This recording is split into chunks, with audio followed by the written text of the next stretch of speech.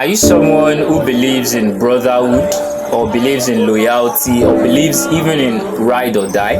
Then this story is for you. Today, I'll be speaking about a man that was betrayed by his close friend, General Ibrahim Babangida. The name of the person I'll be speaking about is Maman Vasta. Maman Vasta's story begins far away from the halls of power. That is, he was not born into affluence. He was not born with a silver spoon. He was born in 1940 in Lafia, a town in what is now known as Nasarawa State. Maman Vasta came from a modest background. His father was a farmer and his mother took care of the home. Life wasn't easy for Vasta, but it wasn't hopeless either. Vasta grew up in a rural community, where education was scarce, but that didn't stop him.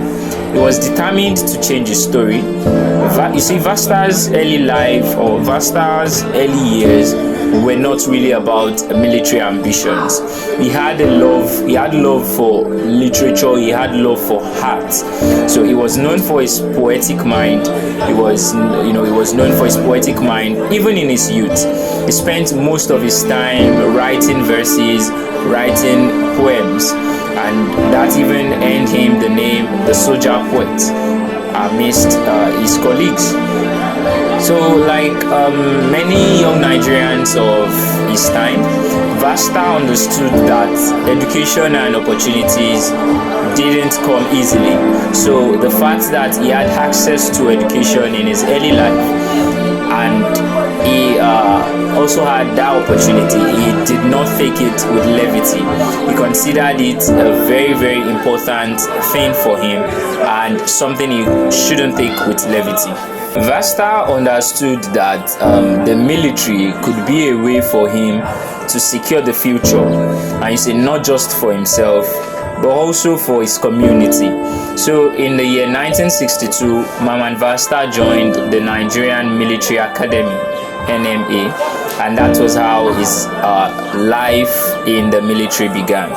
Now you see, most people join the military then not really because they want to serve, because let's be honest, the uniform isn't too shabby. And then who doesn't want to look good in a crisp suit? I see Vasta, he probably didn't mind the idea of wearing those sharp uniforms either, even if it meant a life full of discipline and regimental routines. But let's get back to the full story, to the real story.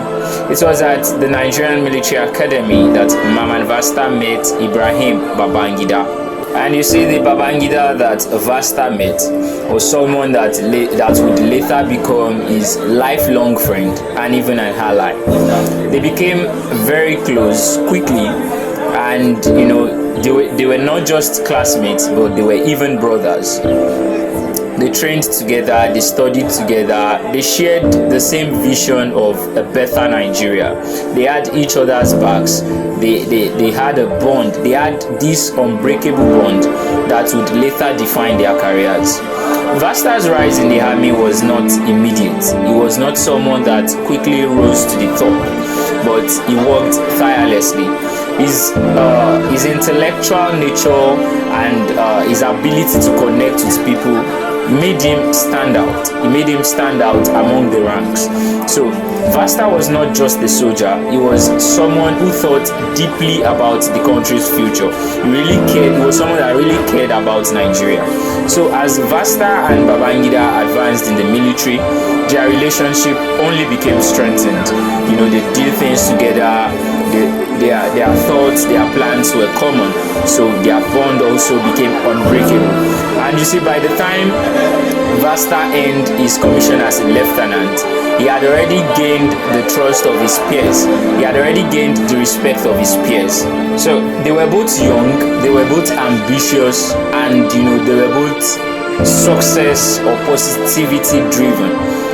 But little did they know that the bond that they shared would later lead them down to a path filled with power, filled with intrigue, and ultimately betrayal. Stay tuned as we unveil the story of Maman Vasta.